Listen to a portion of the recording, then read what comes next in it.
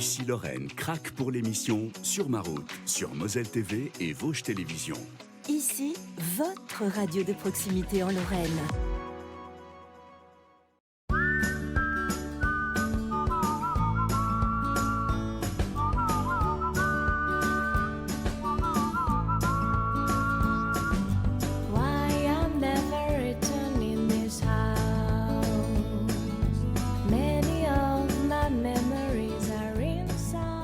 Chers amis de Sur ma route, je vous emmène cette semaine dans les Vosges, à Basse-sur-le-Rue. On est tout près de Vanier, Ventron, pas très loin de Gérardmer non plus.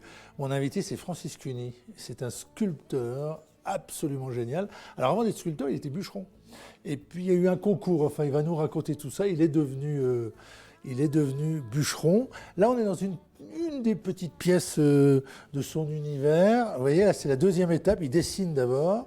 Ensuite, il y a une ébauche, une très très belle ébauche, une maquette en quelque sorte. Et puis, vous verrez, on va aller voir cette statue-là en grand format. Enfin, on va aller découvrir tout l'univers de Francis Cuny, qui est bien plus qu'un sculpteur. C'est un philosophe, c'est un partageur. Il nous expliquera aussi, il aime beaucoup la notion de partage.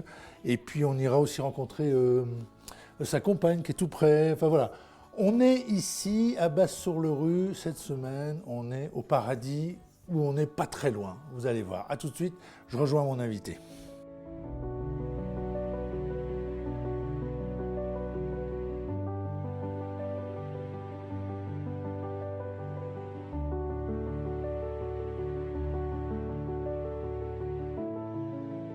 Bon bah Francis, bonjour. On démarre par un petit café. Ah bah tu salut. nous as préparé ça tout bien. Comment ça va? Ben ça va. Ça va? Ah ben je suis content. Ici, quand on arrive, alors en plus là il fait beau aujourd'hui, on a l'impression d'être au paradis, hein, ou pas loin. Hein. On n'est pas loin. En fait, je bosse beaucoup, mais je considère mon job comme un jeu. Ouais. Et c'est d'abord parce que je peux choisir mon moment, mon temps, en fonction du temps, justement, froid ou soleil, enfin, etc. Et quand les gens me demandent où est mon atelier, ben, je dis en fonction du soleil ou alors de la chaleur l'hiver. D'accord. Voilà, je joue comme ça. Avec du bois, bah donc on ne peut pas être mieux lié à la nature en travaillant les matériaux nobles. Hein. Genre le bois, la neige, la glace, le granit, enfin bon. Et parce qu'on va voir, parce que tu ne travailles pas qu'avec le bois, tu travailles aussi avec l'eau, la glace. Bah, je suis curieux, du coup on est parti en équipe à Valoir dans un premier temps avec la neige. Ouais. Et puis là, ben, ça a été l'effet boule de neige. Les amis nous ont invités alors, au Danemark, en Finlande, bref, en Alaska, en Chine et tout ça, avec Christian Claudel. Du coup, c'est une chance, en fait, de pouvoir voir ce qui se fait ailleurs. Et je pense que ça a joué autant dans l'évolution, enfin, si on peut parler d'évolution de l'atelier, quoi. Parce que tu as exposé quand même sur toute la planète. Enfin, Finlande, Alaska, enfin, oui, mais ça, c'est la glace, ça. Avec hein. l'éphémère. Oui, les expositions éphémères. Mais c'est un art en part entière. Hein. C'est passager, c'est même quelquefois intempérie. C'est très particulier. Mais en même temps, c'est une solidarité. C'est là qu'on voit l'esprit de famille. En fait, on est super invités à droite à gauche. On ferait ça toute notre vie, en fait. Esprit de famille, tu veux dire les sculpteurs? La famille des sculpteurs ou la famille des sculpteurs. Qui sont, par exemple, à Valois, ils nous ont invités, donc c'était Finlande. Ensuite, les Finlandais nous ont invités en Chine. Oui. Enfin, en Alaska et après en Chine. Enfin, après, ça n'a pas arrêté. Du coup, maintenant, j'ai laissé ma place aux jeunes. Hein. Alors, on précise, Francis, parce qu'on est ici à Basse-sur-le-Rue. Ouais. Mais toi, tu es natif de... T'es pas très loin, tu es de Ventron, c'est ça? Oui, c'est ça. Alors, on précise, parce qu'on est tout près ici. J'y pensais en venant le Haut-du-Taux. On y pense parce que Vincent Munier, je crois, habite dans le coin là. J'ai pensé aussi à Joël Couchon parce qu'on est passé tout près à Sapois. Enfin, il y a une belle bande d'artistes aussi dans le coin à vivre ici. On est nombreux sur la région et aussi sur le village ou la commune de Basse-sur-le-Rue, très nombreux. Une diversité d'ateliers. Et une amie artiste rappelait que dans les Vosges, on est le seul département français où on travaille tous les matériaux, toutes les techniques, les savoir-faire. De la faïence au verre, au cristal, etc. Du coup, on est, et puis aussi, on a les musées, entre textile, bois, racines, et textile et tout ça. Du coup, on a une richesse entre passé et peut-être avenir même, Ouais, avec c'est nos vrai. ateliers qui sont voilà, des laboratoires en même temps. Toi, quand t'es gamin, t'es un gamin de Ventron, ton enfance, c'est... Tu sais, on a une petite manie dans cette émission, on aime bien parler de l'enfance, parce que finalement, elle dit beaucoup de choses sur nous, sur ce qu'on est. Hein. Ouais. Toi, quels souvenirs te reviennent comme ça Eh ben moi, ce que j'ai, c'est vraiment, j'étais très turbulent à la maison. Ah J'étais ouais. l'aîné de 7. Et un jour, mon père m'a dit, écoute, je t'emmène en forêt avec moi, en tant que bûcheron, Ouais. parce que tu seras quitte d'enquiquiner ta mère. Bon, d'accord. Donc, j'ai aimé la forêt, parce qu'en fait, c'était l'époque du passe-partout, de la Schlitt. Il n'y avait pas la tronçonneuse encore. C'est vrai. Donc, j'avais, je sais pas, 7, 8 ans, 9 ans. Enfin bref, donner un coup de main comme je pouvais au passe-partout. Ouais. On entendait les oiseaux. C'était là au moment aussi où on ouvrait les pistes en forêt pour les tracteurs qui commençaient à arriver, les machines, tout ça. C'était les chevaux avant, c'est ça? Eh ben, les chevaux, oui. Alors mon grand-père était débardeur forestier, voiturier, avec les chevaux. Et puis mes grands-parents étaient par ailleurs agriculteurs avec des bœufs. Enfin bref, etc. quoi. Toute la panoplie entre terre et forêt. Et donc moi je m'occupais des animaux à la ferme. Alors je n'aimais pas l'école, hein, franchement. Hein. Et du coup j'avais beaucoup de mal. Là où ça a marché, c'est quand une institutrice, jeune, nous a raconté des histoires où il y avait la suite le lendemain. Alors ça m'a passionné. Ah d'accord. Vraiment. Le feuilletonnage. Et à l'école, justement, j'ai fini par... je crois que je suis sorti de ma turbulence grâce au dessin, grâce aux couleurs.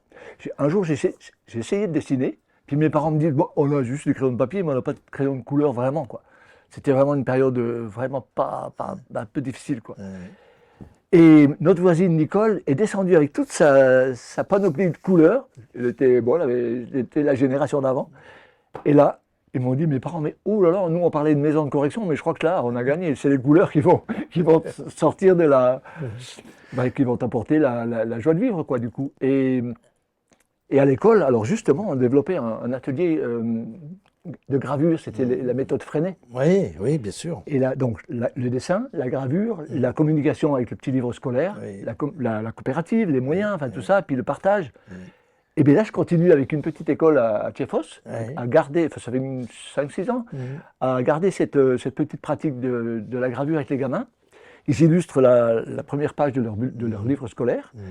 Et puis, c'est la fête parce qu'on développe un atelier, voilà.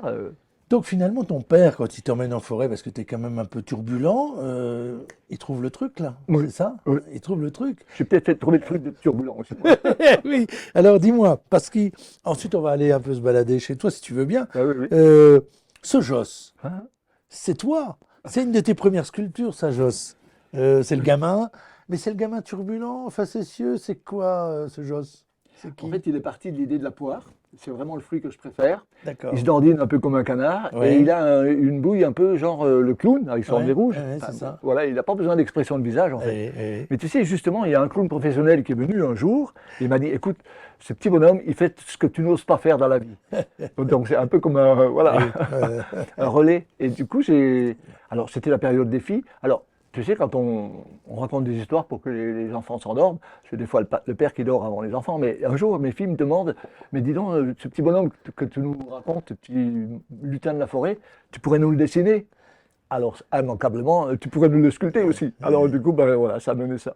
Parce qu'un sculpteur, est-ce qu'on y va comme ça des fois à l'arrache ou tu dessines systématiquement avant ce que tu vas faire? Comment ça se passe? En fait, c'est très particulier parce que j'étais dans le bûcheron avec mon père 8 ans. Et un jour, j'étais invité par un bûcheron, un ancien, qui me dit, écoute, il y a à Brouvelure un concours de bûcheron, de bûcheronnage, passe-partout, hache, tronçonneuse. On invite les jeunes, donc tu viens. Donc j'y vais. Mais là, alors moi, la compétition, c'était pas mon truc, mais je vois une petite épreuve artistique où on réalise avec la tronçonneuse une forme. Oui. Ou alors là. Moi qui commençais avec des ciseaux à bois de mon père à bricoler à l'époque, dans les années 68-69, et bien j'ai dit voilà, ça c'est la formule. J'ai trouvé là donc c'est ce l'outil concours. tronçonneuse qui peut me permettre de donner des formes. L'étincelle, c'est ça? C'est C'est quand même ça. le concours? C'est génial. Maurice qui m'a invité. D'accord, génial. Super. Bah écoute, on va poursuivre chez toi, dans ton Plaisir. univers. Merci, hein, Francis. Merci Sacré d'être Josse. là. Il est magnifique ce petit Josse, tiens. Lui c'est l'enseigne, tu vois, c'est le porte l'homme sandwich quoi.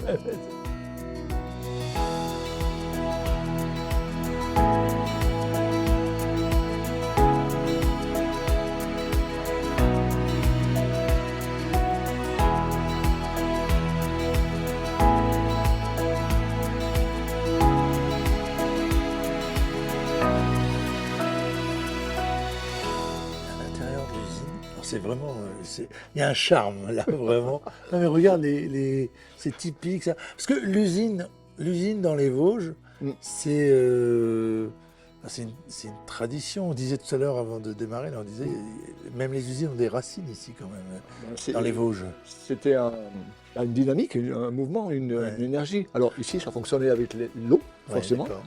Et quand il y a eu extension de l'usine et davantage de métiers et d'ouvriers, d'employés, ça a été la machine à vapeur qui a pris le relais, le charbon.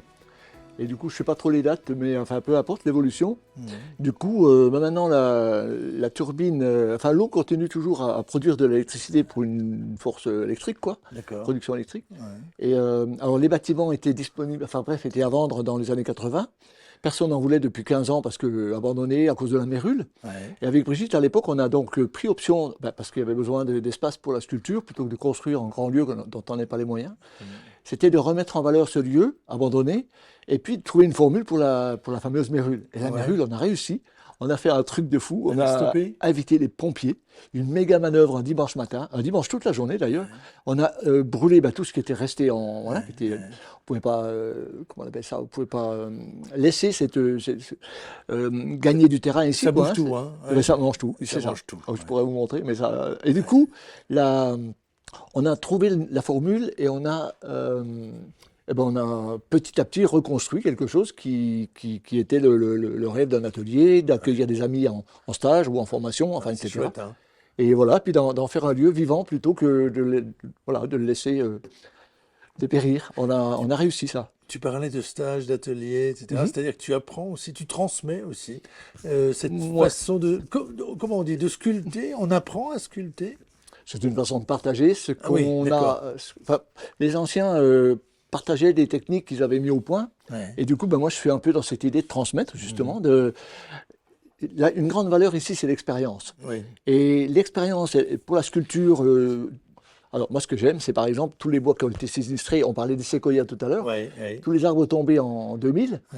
Je crois que j'étais vraiment beaucoup bûcheron et du coup, j'aime les bois quand ils se remettent debout, du coup. Et la sculpture permet une deuxième vie. C'est ça la vraie dimension de mon truc. Ah oui, d'accord. Du coup, je fais ce que je peux pour remettre le bois dans la lumière. Et cette fameuse, on peut parler de savoir-faire, on peut parler d'expérience, et c'est valable dans tous les domaines de la vie, en fait. Parce que dès qu'il y a un souci, moi, j'essaie de rebondir, j'essaie de trouver une solution. Et je pense dans tout ce qu'on vit en ce moment, il y a matière à essayer de rebondir en trouvant, en imaginant, justement, sans forcément se prendre au sérieux tout le temps, mais de trouver des formules ensemble pour essayer d'inventer quelque chose de neuf. Tu es un homme optimiste. Oui.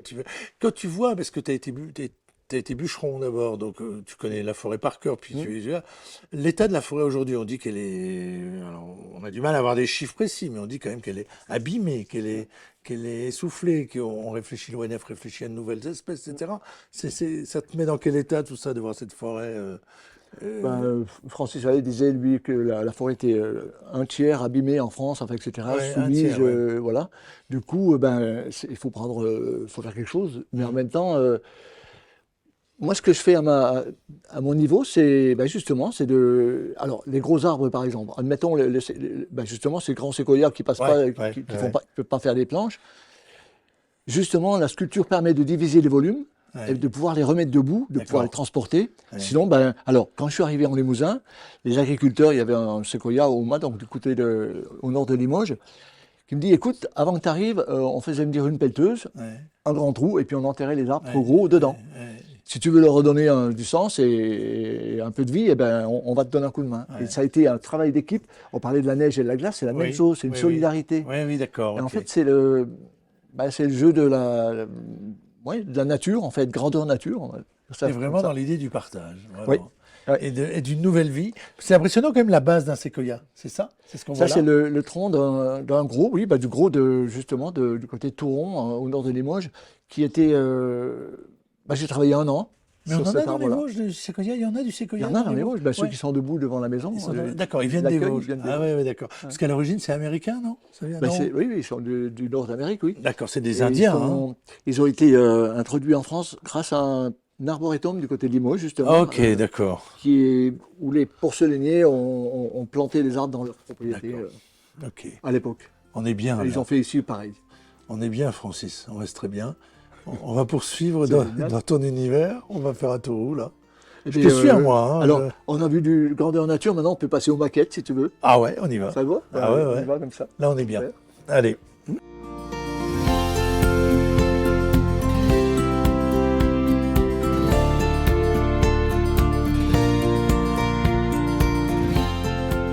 Alors on se fait juste un petit crochet par ici, on y retournera dans la maison. Parce que, Ok. alors ici, il y a un hall d'expo, il y a plein de trucs merveilleux. Mais je voudrais quand même, parce que c'est l'aspect ludique de ton art qu'on connaît moins. Explique-moi ce que c'est que ça, Francis. Et ben là, c'est un envol. Ouais. En fait, là, c'est donc une poutre de chêne Ouais. avec tout un parcours, toute une histoire. Et du coup, à la naissance de Mathurin, mon petit-fils, je me suis dit, allez, il faut que je sorte un cadeau un petit peu original. Du Il faut coup, montrer à la caméra, regarde comme et ça, du super. coup, eh ben, c'est un envol de deux générations, ouais, en fait. C'est le côté possible de l'atelier. Alors, ça se fait pas avec une tronçonneuse, mais c'est le même principe. Donc, j'ai développé à partir... Ici, en fait, c'est la salle des maquettes, on va dire. Oui, d'accord, ok. Et à partir de là, je peux Oui. développer en grand. D'accord. Et voilà, c'est mon côté joueur. Ouais. Et ça me plaît bien. Et ça, on voit bien quand tu dis en fait, l'intérieur du bois Ouais. dessine des personnages. On le voit là, franchement, c'est tout des mondes, c'est des univers, sont des univers à l'intérieur des arbres. Alors, la sculpture, ça permet de révéler justement l'inconnu ou la surprise. Ouais. Et en même temps, c'est la connaissance du bois qui permet justement de mettre en valeur cette noblesse. Ouais. Et là, par exemple, il y a un petit côté joueur encore. Ah oui, d'accord. C'est le côté Ah ouais. un peu colonne vertébrale ou un peu ADN. Il n'y a aucune pièce, évidemment, qui C'est se comme un ressemble. puzzle, c'est ça? C'est un ça, puzzle. C'est ça. Ouais, d'accord. C'est mon jeu de... C'est On beaucoup mieux parlait qu'un de- Rubik's Cube. Hein. Oh. Faudra le dire. C'est beaucoup mieux qu'un Rubik's Cube. Oui, là, c'est une branche de cèdre, donc c'est une belle manière aussi de jouer avec la nature, quoi. Ouais, c'est génial.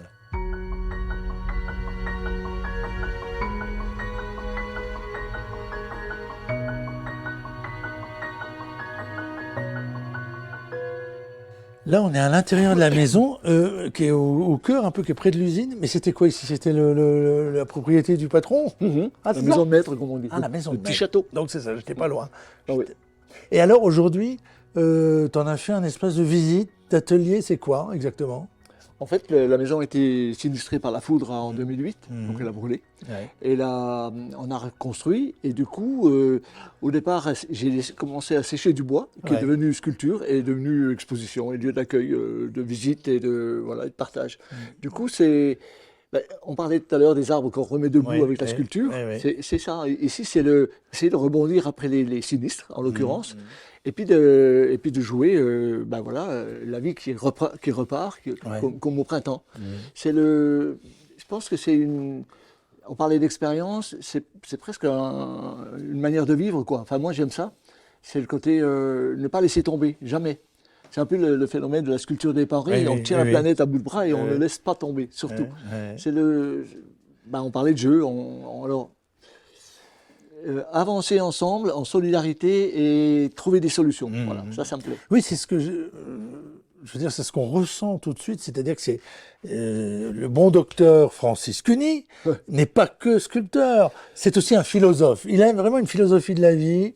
C'est ensemble, on peut reconstruire des choses, C'est ça. on peut rendre possible ce qui paraît impossible.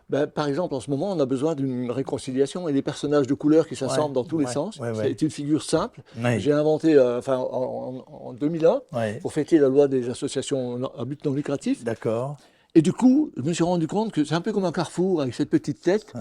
Et ça sent, mais bref, dans toutes les circonstances, on a développé ici un atelier avec des amis, des apprenants, enfin des jeunes qui viennent d'ailleurs, avec le centre culturel de Léo Lagrange à Épinal. Oui. On a réalisé ensemble ici une fresque, 15 personnes pour 9 nationalités. Là, c'est vraiment une réussite. Ouais. C'est un acte posé en couleur et qui montre à la fois l'accueil des gens d'ailleurs et en même temps l'enthousiasme d'une petite équipe qui rayonne et qui donne envie.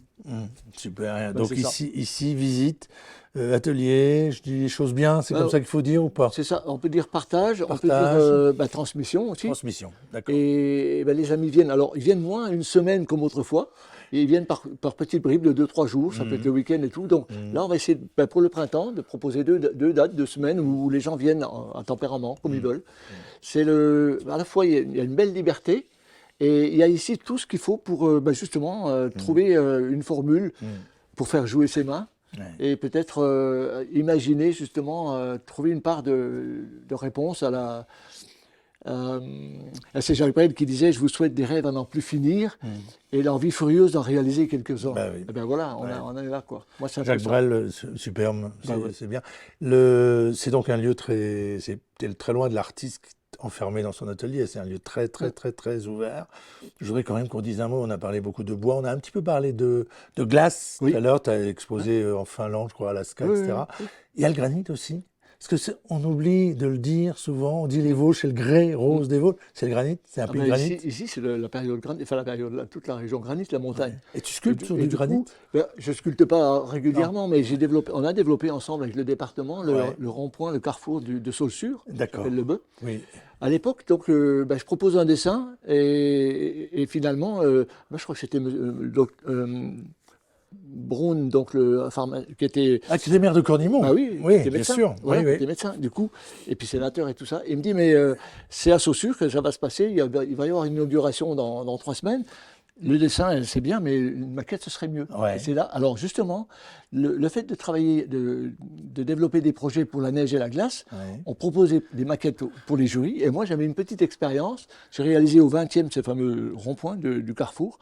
Et puis, il a été applaudi, accueilli, et on a trouvé le budget pour ça. Génial. En 93. Ouais. Et on le voit toujours. Ben, il est toujours là. Alors, il est toujours là. Oui, mais il mérite comment on appelle ça, un éclairage nouveau. C'est dommage parce que pour les questions de moyens, il n'y a plus d'éclairage. Et si je pouvais, je fais le vœu de le voir de nouveau éclairer la nuit et puis restaurer parce qu'il en a besoin. Bon, l'appel est lancé. Ben voilà. Merci Francis. On va terminer l'émission avec ta compagne. Ah oui. Parce qu'elle fait aussi plein de belles choses. Enfin, vous partagez le même toit, vous partagez les mêmes ateliers. Super. On a que la rue à traverser là. Okay. Je te suis, on a que la rue à traverser pour la rejoindre. On va rejoindre Jocelyne alors. Jocelyne.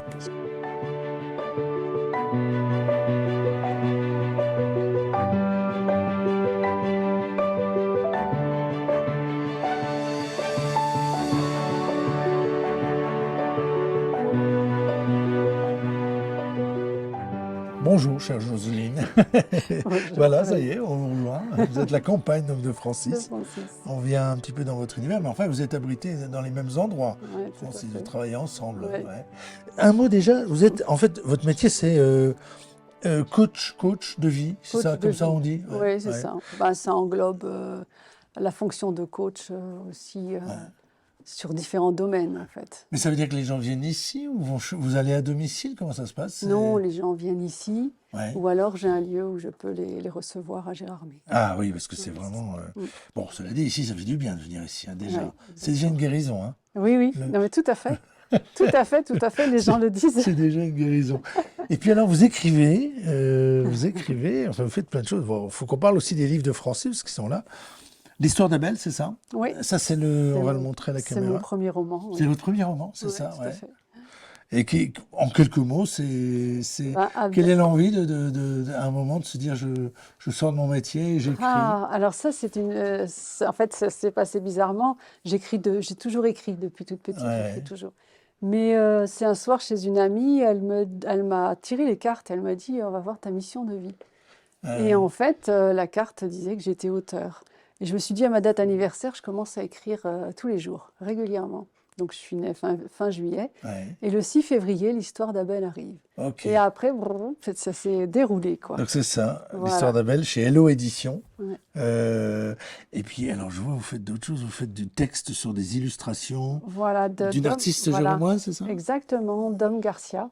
Donc, ce sont les peintures de Dom Garcia. Et moi, j'ai créé des cartes postales où j'y ai inséré des textes.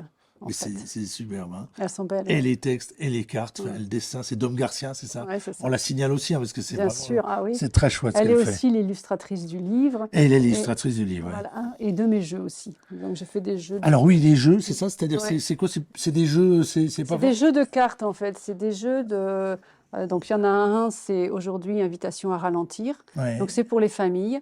L'idée, c'est que chacun tire une carte le matin et va au bout de sa mission dans la journée. D'accord. Et l'ambiance dans la famille, elle change. D'accord. Et l'autre, c'est une invitation à changer de regard, à prendre de la hauteur sur le monde pour avoir une vision beaucoup plus, qui nous ressemble plus, qui revient plus à celle du cœur. Et du coup, donc c'est des invitations à la réflexion. Qu'est-ce que dans l'autre ou dans la vie d'aujourd'hui, ça fait écho en moi? Et aller voir ce que ça fait écho en moi. Voilà, On joue et on réfléchit. Exactement. Et puis ça amène aussi la conversation, quoi. L'histoire d'Abel. Et puis il y a tous les livres aussi de Francis qui sont là. Les grandes périodes, la route des séquoias. Contrairement à ce qu'on dit parfois, les Vosges un peu fermés, les montagnards. En fait, c'est un pays très ouvert. Complètement. Vous qui êtes normande. Moi, je suis normande et quand je suis arrivée dans la région, j'ai été surprise par la solidarité. Et ce côté rural. Bon, moi, je suis paysanne à l'origine, donc je me suis retrouvée tout de suite. Mais c'est cette solidarité qu'il y a dans les Vosges et cette gentillesse, je trouve. C'est vraiment... En tout cas, moi, ça m'a fait chaud au cœur, quoi. Et ça me donne une idée, Jocelyne, en vous écoutant. On va terminer comme ça, Francis, les Vosges. Si tu avais à définir les Vosges en quelques mots comme ça, tu dirais quoi? Je trouve que Jocelyne elle a bien fait. Moi. Oui, franchement. Moi, je cherche un peu mes mots, je suis trop... Non, c'est vachement bien ce qu'elle a dit. Bon, voilà, c'est ça. Je trouve qu'il n'y a pas de mots, tellement c'est bien de vivre là. Et en même temps, c'est étonnant, là, c'est comme si je perdais le fil. Mais,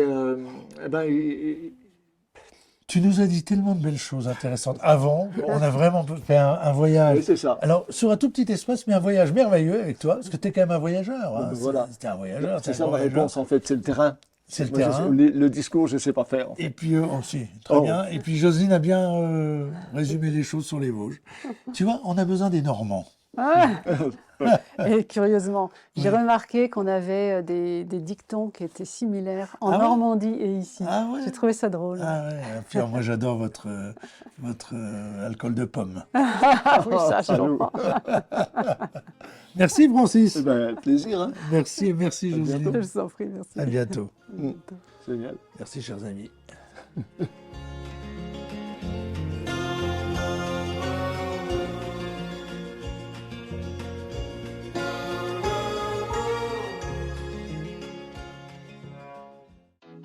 Ici Lorraine craque pour l'émission Sur ma route, sur Moselle TV et Vosges Télévisions. Ici, votre radio de proximité en Lorraine.